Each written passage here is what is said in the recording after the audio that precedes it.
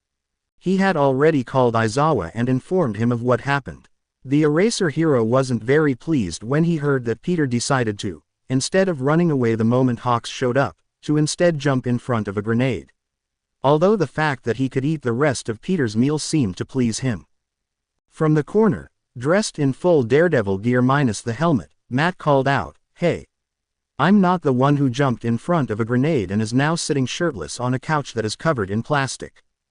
Claire finished applying the bandage and cut it from the rest, saying, "No, but you would fight All Might if you had the chance." From his spot, Peter replied, "It's also really weird that you put that much detail in your rebuttal. Almost as if an author couldn't think of a better way of describing a scene without ruining the flow of the scene." Peter: "Yes, Claire, can you not make question my reality for 1 week? I really don't need that on top of having to worry about 2 idiots in red costumes dying on my couch." "Sorry." The 3 of them stood for Matt in silence as Claire finished adding the final touches to Peter's injuries. "And I think I'm done.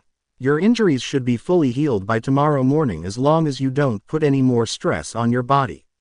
Your civilian clothes are you know where. Go get changed while I order you a taxi." Matt then spoke from his spot, "Also give me your suit. I can get Melvin to fix it for you." Peter nodded as he got up and walked towards a supposedly random corner of the apartment. He lifted one of the wooden floorboards, a loud creak. From underneath the board, Peter pulled out a box with a P on it. Peter took the box in his hands and walked towards the bathroom. As he got dressed and Claire cleaned up her medical supplies, she called to him. "May talked about you at work today." From the bathroom, Peter asked, "What did she say?" Matt cocked his head showing that he was paying attention. Claire paused for a moment to consider what she should say. After a few seconds, she continued, "She's worried. You've been returning home so late in the evening, always looking exhausted. You haven't been hanging out with your friends often outside of helping Flash to get ready for UA. And with his father being arrested while also being found as a bloody mess is just opening a whole new can of worms." In the bathroom, Peter tensed, something Matt picked up. Now wasn't the time to question Peter on the arrest of the pro-hero riot. Finished cleaning up her medic kit as she continued talking, "Then there's your job at the Bugle. Technically I don't work there. It's just freelance. Still, taking pictures of a wanted vigilante like Spider-Man for someone like J. Jonah Jameson isn't exactly the safest work environment." Peter exited the bathroom, fully clothed in his civilian outfit while carrying a folded Spider-Man outfit in his arms. "She's worried for my safety. That's what's going on." Claire simply hummed in confirmation as she put the medkit back on the shelf as Peter handed his suit to Matt. "I understand if she's worried, but what am I supposed to do? Tell her that I'm Spider-Man. Telling her that her last family member goes out every day in glorified pajamas to fight crime at the risk of death and arrest. That's a heart attack in a sentence for her," Peter exclaimed, his frustration beginning to show. "Why don't you volunteer at that homeless shelter she works at? FEAST. Before either Peter or Matt could say anything, Claire spoke up, "Your aunt works as a nurse and in a homeless shelter." "Damn woman." Peter chuckled, "Yeah, she's pretty great." Matt smiled at the fondness Peter spoke about his aunt with. He then continued, "By volunteering there, you'll be able to help people while also stopping your aunt from worrying." Peter thought about it for a bit, before nodding. Yeah, that could work." Claire smiled as she looked at the two. In the beginning, she was uncomfortable with Peter following in Matt's footsteps. Now she understood that Peter was making his own path, even if it was in a similar direction as Matt. Meanwhile, in an unknown location, Adrian Toombs grumbled under his breath. He ruffled the gray feathers he had growing in small patches. He scratched his black beak in frustration as he watched his men inspect the damage done to his wingsuit. It was supposed a simple strike and retreat. Either get Osborn to publicly apologize or kill him. But because of Spider-Man, he ended up having to fight the number 3 pro-hero. This led to his suit being heavily damaged and he didn't even gain anything from the whole ordeal. "Hey boss, can we talk?" Adrian turned around to face his second-in-command, Herman Schultz, who was in full shocker gear. Adrian answered in a calm tone, "Of course Herman. What do you need?" "It's about your grudge on Osborn." I understand it's the whole reason you started this operation, and without you, everybody here and their families would be on the streets. But you've almost gotten our whole cover blown because of that stunt you pulled. How do you know Osborn won't expose us because of that stunt? Adrian took a moment to think before answering, I know Osborn. He cares more about his reputation than anything else. If tries to take me down, I'll be able to expose him for everything he has done. Even if doesn't fall, that ladder of his will have a lot fewer people supporting him. Shocker didn't answer. He simply nodded in acknowledgement and left. Adrian sighed as he turned and walked to the part of the warehouse that served as his office. He walked towards his desk. He looked around to make sure that nobody was looking and opened a drawer in his desk. He moved all the junk he had to the drawer to the back and then lifted the fake bottom. From it, he pulled out a small plastic container filled with tablets. On it, the label read, Trigger 2.0. I still can't believe you got those pictures, kid. Yeah, if my aunt found out, she would ground me for life. The teenager and the adult laughed as they exited the Bugle building. The two had formed a bit of friendship during Peter's time at the Bugle. They even ended up having a bit of friendly competition on who can make more money with their photos. Peter was winning. I still can't believe you got that picture of a three-way fight between Spider-Man, Hawks and that other bird guy, Eddie exclaimed. Well, you also got some pretty good pictures. Remember that fight against Spider-Man and the Rhino? Eddie chuckled and shook his head. You get pictures like that every day. The only reason I make more money than you is because I also do journalism. Peter smiled and said, well, I'm heading to the nearby feast shelter. I've figured I should volunteer there for my last days of summer break. Good idea. I'll see if I can convince Jameson to include an article on Feast. Peter smiled cheerfully and said, thanks Eddie, I appreciate it. Don't mention it, bro. After saying their goodbyes, the two of them walked their separate ways. Peter pulled a pair of earphones out of his pockets and listened to his playlist. He found that listening to music helped him drown out all of the city sounds. It helped him not get overwhelmed by his senses, which would be an issue. Especially for his civilian identity. Eventually, after 20 minutes of walking and one bus ride later, Peter arrived at his destination. Food, emergency aid, shelter and training, or Feast as it was better known, one of the many Feast buildings that were scattered around the country. This was just the main building, which was still rather impressive. Imagine the Feast building from the 2018 Spider-Man game. Peter took out his earphones and greeted some of the residents that were playing chess as he entered the building. They seemed happy to see him. According to May, the people there always seemed to like him and he hadn't been there since Ben's death. After signing in as a volunteer, Peter entered the gym, aka the main area. Bunk beds littered the area, along with foldable chairs and tables. Even with the resources provided by the shelter, Peter could recognize the difference between people that lived there and who worked there. Hell, some of the homeless people didn't even live here. They simply claimed to pick up food and were off. As Peter passed a family of 3 that seemed to have recently arrived, he felt his heart sink more and more as he walked closer and closer to the kitchen where he could hear her heartbeat to be coming from. Despite this hero-filled utopia they lived in, despite the countless funds that were spent on places like UA, homelessness was still such a problem. Peter eventually reached the door to the kitchen. After giving himself a moment, Peter opened the door. Immediately he was attacked by countless smells and sounds of the bustling kitchen. Chefs were cooking food while indifferent people were walking in and out with supplies. It didn't long for Peter to find his aunt. She was by a wall talking to a black-haired man in a suit who Peter recognized. Walking up to them, Peter nervously greeted them. Hey Aunt May. Taking a quick bow, Peter greeted the other man, Mr. Lee. Martin Lee chuckled as he shook his head and said, there's no need for that, Peter. We've known each other for almost as long as your aunt has been working here. Peter grinned. Guess that's true. The two shook hands and the moment their skin made contact, a sickening feeling filled Peter. It wasn't strong but it was still overwhelming. Almost like a black fog was surrounding him. Before Peter could question the feeling, the two of them let go of each other's hands. The feeling immediately faded. What the heck was that? I've never felt something like that from him. Could it be because of my powers? Even so, what the hell was that supposed to be? Lee is supposed to be quirkless. Peter, you didn't tell me you were coming today. May put her hand on her hip and gave her nephew a joking look. Peter chuckled, and chalking on his words a little, he replied, well, I haven't been here since, well, you know what. I figured it wouldn't hurt to help around for the rest of Japan's incredibly short summer break. May smiled and hugged Peter, saying, oh, what a wonderful nephew I have raised. Not as wonderful as you think. The two broke the hug, and May said, why don't you start simple and walk around the main area, see if anybody needs help with anything. Got it, May. Peter exited the kitchen and started walking around the building. He was in the process of helping one of the residents with the TV when he noticed someone out of the corner of his eye. Quickly finishing up helping the resident, Peter speed walked to the blonde teen and placed his hand on his shoulder. Flash, hey, what are you doing here? Flash turned around to face Peter. A startled expression was on his face. Peter mentally kicked himself for sneaking up like that. Chibi Spidey kicks Devil Spidey.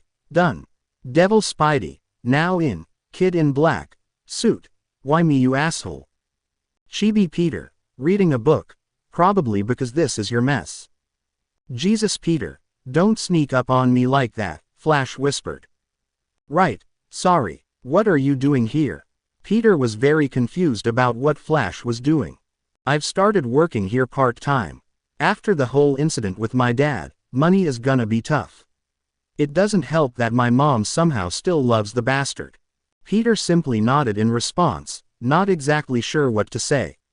It was his fault that Flash was experiencing similar money problems as him. Sure, he put his abusive father away, but he didn't think what consequences that would bring. Eventually, through the lump in his throat, Peter answered, I'm really sorry about all of that, Flash. Things were probably always this tough for you and I didn't know. Wish I could have been better. Flash smiled and placed a comforting hand on his friend's shoulder and gave him a reassuring smile. Peter, if anybody should feel sorry, it's me. I've helped make your life hell because of my pain. Me and Bakugo thought that we could be top heroes, with you and Midoriya being nothing more than faint memory to us and you living low lives. In the process, I forgot what being a hero is really about. It wasn't until you saved me as Peter Parker, and later inspired me as Spider-Man, did I realize the errors of my ways. That is why I swore an oath to myself, that if Spider-Man doesn't get the respect he deserves, then I will carry the torch of his legacy through the ranking system as Agent Anti-Venom. Peter snorted and let out a small chuckle. Some of the people were giving them weird looks but weren't really paying attention. Flash gave Peter a fake hurt look. What? Is it something I said? Agent Anti-Venom, that's best that you could come up with. Flash scratched the back of his head in embarrassment. He wasn't expecting that sort of reaction. I know. Agent Venom sounds way cooler, but well, we established that my quirk is more of an antidote than a poison. Speaking of my quirk, did you notice some weird about the Lee guy? This caught Peter's attention, well, more than the conversation they were having up until now. Martin, yeah, what is it? Flash looked down silently, trying to find the right words. Eventually, he looked at Peter and said, when I shook his hand, my quirk reacted weirdly. When we let go, I noticed that the symbiote had formed later over my hand, and it was black. This obviously confused Peter. Flash's quirk never reacted like that. Black, but Anti-Venom is Snow White. Not the Snow White, but it's definitely white. Flash nodded, clearly freaking out. Yeah, that's why I brought it up to you. Peter put his hand to his chin and thought for a moment. Martin Lee was a kind man. He ran what was probably the biggest homeless shelter in Japan. However, if with the weird feeling he got when shaking his hand and the strange reaction Flash's quirk had, which it probably did, then something here was definitely sus. After a few moments of thinking, Peter answered, I got an uneasy feeling when I shook his hand. It never happened before. Don't worry, I'll look into it. Thanks, buddy. Flash gave Peter a friendly punch to his shoulder. It was a little harder than usual and Peter flinched from the sudden shock that went through his body. Rubbed his arm and joked, careful buddy, I'm still sore from last night. Quote. Before Flash could apologize,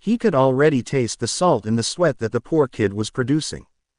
After a minute or two, the student and the mentor were passing by him. Right as they were right in front of him, Matt cocked his head and said, "Don't you think you're pushing him a bit too hard?" The two weren't expecting someone to say anything to them. This caused Midoriya to lose his balance, dropping the cold box off his back and tripping forward. Matt reacted quickly and used his cane to catch Midoriya before he hit the ground. Midoriya was in too much shock to say or do anything. It wasn't until Matt pushed the kid back onto his feet that he was able to process what happened. "Thank you for catching me, sir," Midoriya stated as he bowed in front of Matt. Matt smirked at the kid's mannerisms and said, "It's all right, kid. I shouldn't have started you like that.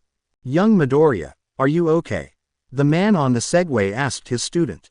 "Yeah, I'm all right," Midoriya spoke through his heavy breathing, not being able to properly catch his breath. Matt did what he always did and listened, and he didn't like what he was hearing. In fact, he didn't know for sure what his senses were picking up. It's like somebody ripped out all of the guy's organs on his left side. It's like his digestive system was completely destroyed. Hell, I can barely feel any muscles movement in him. And yet, he has this weird warmth. No, not warmth, but a flame. There is some sort of flame in this man's heart that is hidden from the world, yet also feels like it is dying. Matt cocked his head to the side, trying his best to get a better understanding of what he was picking up. "Thank you for catching him, and you may be right about us pushing him too much. I'm sorry. I made an exercise regime that I called the Aim to Pass American Dream Plan. It's supposed to help him reach the peak physical condition needed before the UA entrance exam. However, I've been getting that feeling that someone has been pushing himself more than he should be." Midoriya's face flushed in embarrassment as the attention of the two adults turned towards him. Matt couldn't help but smirk, thinking back to Peter's training before the bite. The poor kid threw up so many times trying to prove himself to Matt. Well, you see, I just wanted to become the best I can be. And to do that I have to work harder than everybody else. Before Toshinori could say anything, Matt spoke, "I understand the feeling. Back in the day, I wanted to prove myself to my sensei. He was all I had at the time, so I wanted him to be proud. But here's some advice for you, kid. Don't work your life away. Even if it's to fulfill a dream, even if you achieve said dream, you might just find it was all for nothing. You need to savor the little things in life and appreciate what familiarity you can, because you may just find yourself at the point of no return. I learned that the hard way." The mentor and the pupil stared in silence, processing the words of the blind man. Matt smirked. He enjoyed making people that way. Toshinori eventually gathered his thoughts and said, "We appreciate the advice, Mr. Murdoch. My name is Matthew Murdoch, county founder of the Nelson and Murdoch Attorneys at Law, a small local law firm." "Ah, that is good to hear. Well, thank you once more for the advice. Wait, did you say your name was Matt Murdoch?" Matt turned his head towards Izuku and replied, "Yes, I am." "Strange. Perhaps the kid of us. Considering we took down Fisk a few times now, it shouldn't be a surprise." Midoriya then asked, "Do you know anybody by the name of Peter Parker?" "As a matter of fact, I do. He's a good friend of mine. I'm assuming you're Izuku Midoriya." "Yes, sir. Well, it's nice to finally meet you. Peter told me quite a number of things about you." Toshinori listened to their conversation, curious about his pupil's friend. If he was being honest, he was anxious about him knowing that he was training Midoriya. Midoriya was now nervous. Peter spoke about Matt a lot, and every time he did, there was a spark in his eyes. A spark that was normally associated with a kid talking about their favorite hero. From the stories Peter told him, Izuku could tell that Peter saw Matt like a brother. "He did?" he asked, doing his best to hide his stuttering. "Yeah, you're a good friend of his and you always defended one another despite being quirkless, and that is something I can respect. I myself was bullied for my disability, so I understand what the two of you are going through." As Matt said the last part, he used the top of his cane to tap his red-tinted glasses, cluing the two in on his blindness. This they quickly picked up on. Before either of them could say anything else,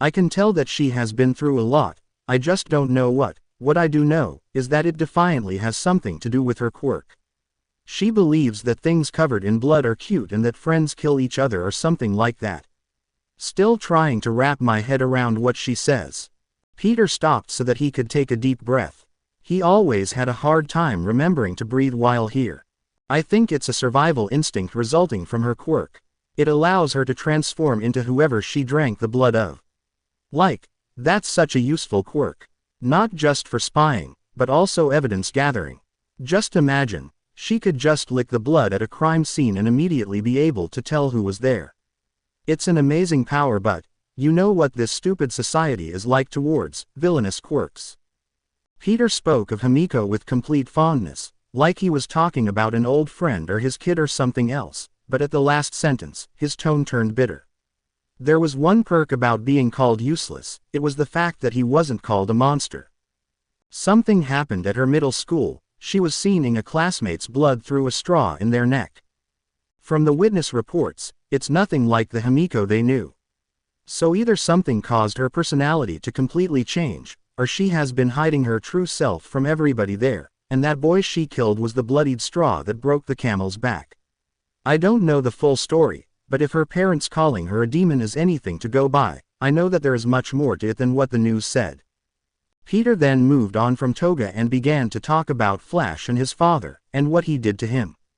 I know that you wouldn't approve Uncle Ben, and I knew that there were better options than what I did, but I didn't care. That man was hurting his own family, my friend, and he was walking around being called a hero while doing it. I wanted to hurt him. I wanted to make him suffer. To feel the pain he caused others. But I can't do that kind of thing. Peter pulled out the newly upgraded mask that he picked up from Melvin along with his newly made suit before coming here. He stared intensely into the mosque's white eyes with a somber expression. Spider-Man needs to be better. Peter spent the next hour at his uncle's grave, just talking about everything that has been happening in his life. Normally he would only spend half an hour at the grave, but he wanted to make up for the lost time. He likely would have stayed longer, but a notification from his phone brought him back to reality. Pulling the device out of his pocket, Peter checked the custom app he made to tap into police scanners and the servers of nearby hero agencies and find stuff he can help out with. Vulture is attacking an Oscorp supply truck, in broad daylight. Why? That goes completely against his usual style. Peter decided to save the questions for later. He put his phone back into his pocket and kneeled down to Uncle Ben's gravestone and said, "I gotta go now, Uncle Ben. I'll see you again soon." Peter got up and began speed walking towards the exit. In his rush, Peter accidentally bumped into another man that had just entered the graveyard. He muttered a quick apology to the man before running out to find an ally to change in. Aizawa rolled his eyes at the grieving teenager that had bumped into him. It was his day off and he wanted to use his free time to visit Shirakumo. It was only by sheer chance that he read the name on the gravestone that boy was just visiting. The name was a name he knew. It belonged to a man he had met a long time ago. 15 years ago. "I'm so sorry, Shirakumo. You didn't deserve this, it should have been me." A teenage Shota Aizawa whimpered as he stood over his best friend's gravestone. He didn't remember how many times he stood at this very spot or even when exactly he started coming here. All he knew was that that gravestone should have his name on it, not Obero's. "If I had been stronger, faster, smarter, you would still be here, but no. You're dead and I'm still here for some stupid reason." Tears were streaming down his cheeks now, as pulled out the goggles his friend had gifted him. He tried his best to hold a pained scream in as he stared at the goggles in his grasp. He had repeated this speech countless times now. He is basically saying it out of habit now. "You saved those kids while I wasn't able to do anything. I know that I was able to beat the villain, but I couldn't save you. So is it really a victory?" Before Shota could continue, a soft cough from the side brought him back to reality. He turned to the source to see what kind of asshole had the audacity to interrupt his visit. Before him stood a man in his 30s. He was dressed in nice yet cheap clothes. He was carrying a bucket in one of his hands filled to the brim with cleaning supplies. Shota didn't know why, but the man was giving off a kind of positive energy.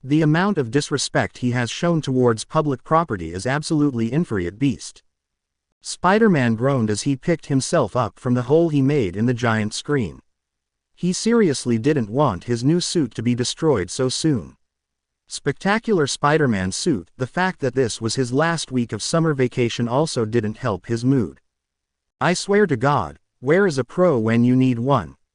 Oh shit. Listening to his senses, Spider-Man jumped out of the shattered screen, barely avoiding the sonic scream that triggered an explosion that completely enveloped the screen.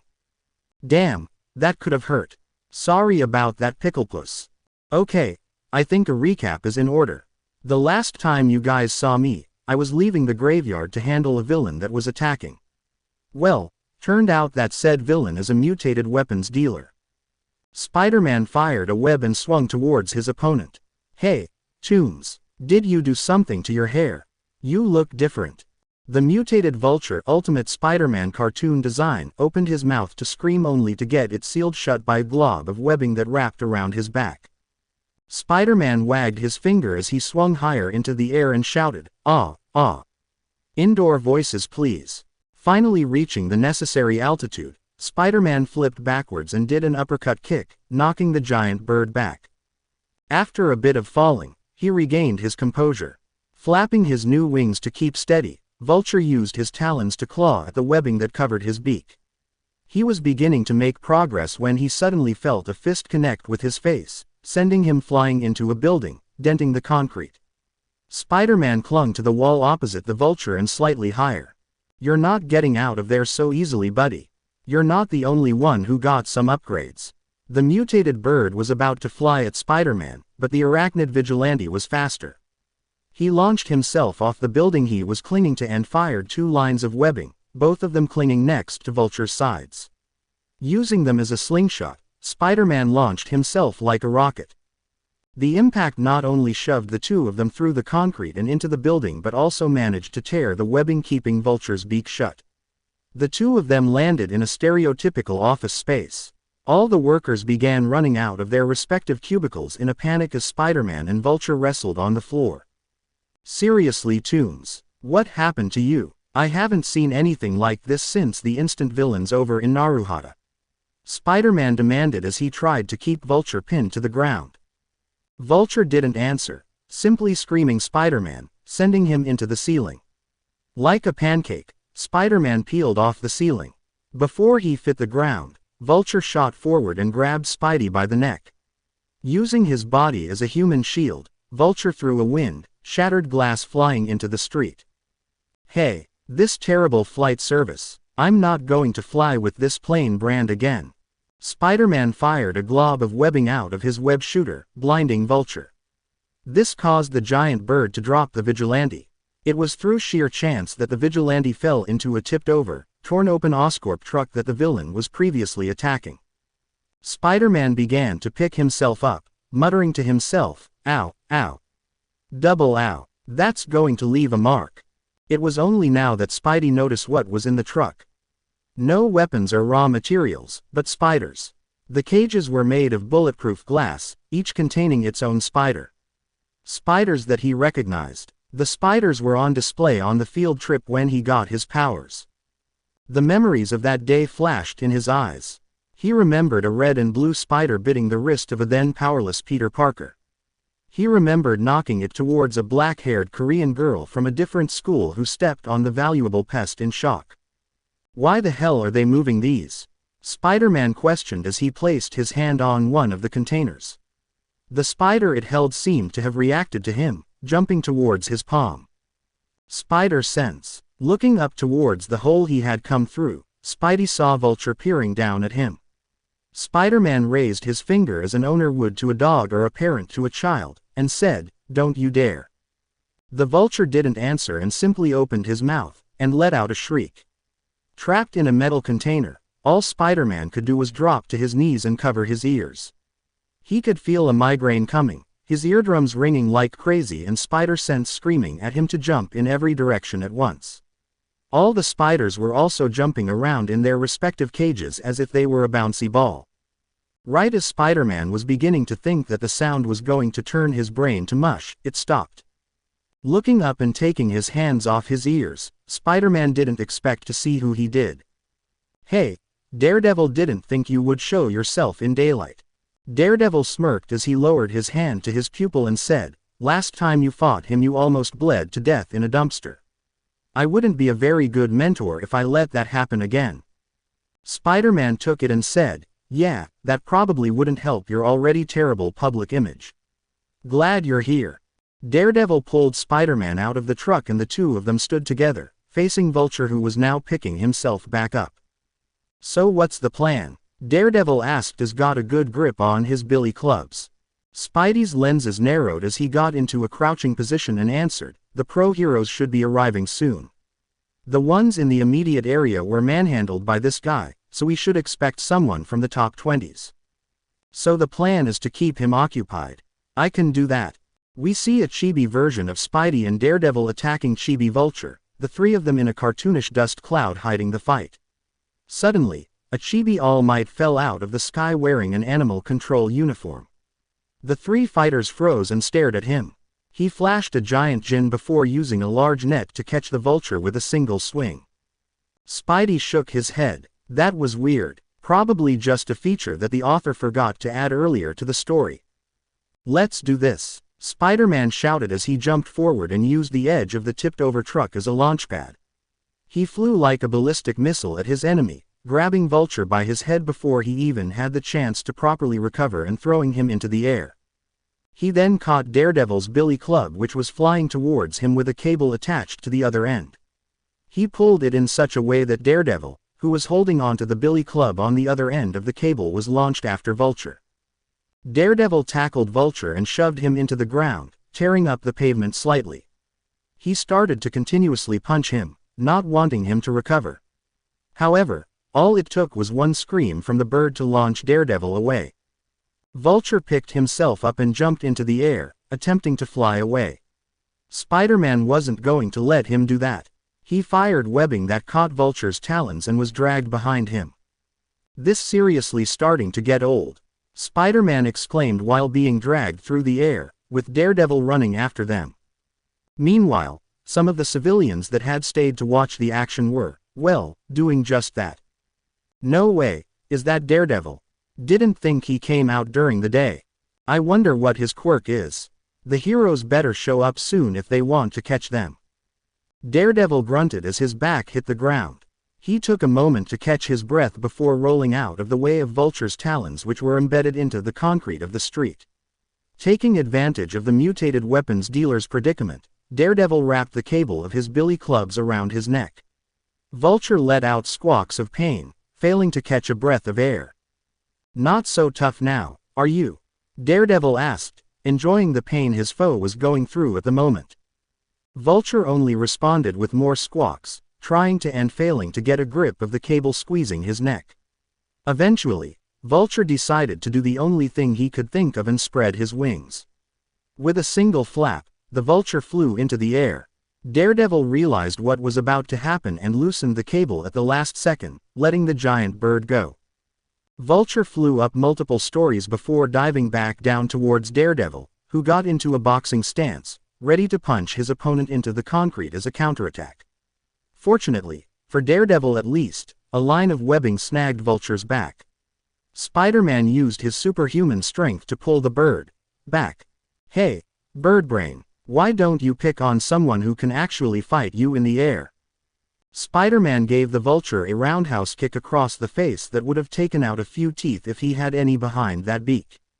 After falling a bit, Spider-Man fired another web at Vulture and pulled him in for a punch. Spidey tried to go in with another hit, but Vulture knocked him away with his surprisingly tough wing. Spider-Man luckily managed to cling to the wall of an apartment building before hitting the floor. Vulture sent a sonic scream at Spider-Man, with the vigilante running up the building as if it were the ground to avoid the concentrated sound attack. The attack caused all the nearby windows to shatter. Once reaching the desired height, Spider-Man did a somersault of the building and landed on Vulture's back. "Going down?" he asked playfully as he began webbing Vulture in a cocoon, therefore restraining his wings. Vulture tried to let out another scream as the two of them fell to the ground, but Spider-Man wrapped his beak shut right before the Sonics escaped. Spider-Man jumped off Vulture right before their collision with the ground. The impact caused a small crater to form along with a small web pattern of cracks. It also tore most of Spidey's webbing that was holding him down. Daredevil was running at the bird full speed. He threw one of his clubs at him, with it bouncing back to his owner and bending Vulture's beak a little on impact. Before Daredevil could do anything else, Vulture used his wings to give himself a speed boost and tackle the Demon of Tokyo. Daredevil gritted his teeth as Vulture used his body to tear up the street. He knew for a fact that if it weren't for Melvin's armor, he would be dead by now. Vulture tightly gripped his pale, scrawny but surprisingly strong hands around Daredevil's neck. Eventually, their momentum lifted up a slab of concrete that stopped them dead in their tracks. For a moment, they just stayed in that position, with Vulture towering over Daredevil, slowly choking the life out of the man without fear. Luckily, Spider-Man appeared out of nowhere and wrapped his arm around the Vulture, pulled him off his mentor before smashing him into the ground. Vulture quickly got up and used his launched himself forward with a flap of his wings. Spider-Man quickly flipped into the air and managed to land on his back. Going up, Spidey asked as he made a web muzzle, put it in Vulture's mouth and pulled, forcing him to fly upwards. Yeah, I don't really care. We're going up anyway. They eventually lost momentum, and due to having a gag in his beak, Vulture didn't flap his wings to stay in the air. So, the two of them began to fall downwards back to the street. This allowed Vulture to knock Spider-Man off his back and spit out the gag. Note to self: keep any future bird villains on the ground. Chibi Spidey, holding an oversized notebook and pen, noted. Vulture let out a sonic attack at the arachnid hero as they fell to the ground. Spider-Man swung away from the waves of concentrated sound. He swung above the bird and threw a haymaker punch at him. Meanwhile, Daredevil did some parkour in a nearby ally, allowing him to reach the top of a building. He fired a grappling hook into the air, with it wrapping itself around Vulture's foot right as he caught his balance in the air. He pulled with all his strength and was able to drag the bird onto the roof. Vulture hit the flat stone with a crash. Spidey was pretty sure he heard bones cracking. But the Demon of Tokyo wasn't done. He jumped on top of Vulture, don't get any ideas, and began wailing on him. He didn't want to give him a chance to pick himself up. Spider-Man landed on the edge of the building, his eyes widening at what he was witnessing. He could see the blood that was beginning to stain Vulture's feathers. Hey, Double D, I think you've got him. Daredevil didn't care. All he could think about was the night that he found Peter in that dumpster after his fight with Vulture and Hawks. All he could think about making sure it didn't happen. Spidey, meanwhile, didn't like the scene he was watching. He had seen his mentor give these kinds of beatings. It wasn't exactly news that Daredevil put a lot of his enemies in a coma after their fights. But this reminded him too much of that night. The night he confronted Flash's dad not too long ago. He still had nightmares about what happened. About what he did. He quickly ran forward and pushed Daredevil off him. For most, getting close would be difficult enough. But Spider-Man wasn't like most people. Thanks to his super strength and speed, Spider-Man was able to overpower his mentor. Hey, that's enough. Okay, he has had enough. Daredevil let out huffs of anger, not bothering to reply. Spider-Man then sensed that something was happening. He turned to look back towards Vulture, to see him starting to look more and more human. His feathers were falling out, leaving behind human and very bloody skin. His beak shrunk until it was smaller than it had been before. His talons stretched out, turning into human feet once more. Spider-Man was transfixed by the transformation while Daredevil listened to the unnatural movements made by the man's muscle and inner body. Eventually, all that was left was a very bloody Adrian Thooms wearing extremely tattered clothes. Did the drugs run out, or was it something else? We should tie him up for the authorities, Spider-Man said, breaking the silence between them. Daredevil nods and says, yeah, we probably should. And that is what they did, with Spider-Man webbing him up to a lamppost and writing a note that explained everything. They were about to leave when a ringing noise came from Spidey's phone. He pulled it out and checked the caller's ID on the cracked screen, which read, Grumpy Cop. It's Yuri, he informed Daredevil as he answered the call. Hey, Yuri, what's up? He asked. You gotta get out of there, Spider-Man. Yuri whisper shouted through the speaker. This statement confused Spider-Man. That didn't sound like something Yuri would say. At least not in that manner. That's what we were just about to do. Why do you sound so panicked? Is everything alright? I just got word that Ingenium and his team have been sent to apprehend the three of you. To be continue. I hope you enjoyed this story. Also remember to subscribe and like this video. See you in the next video.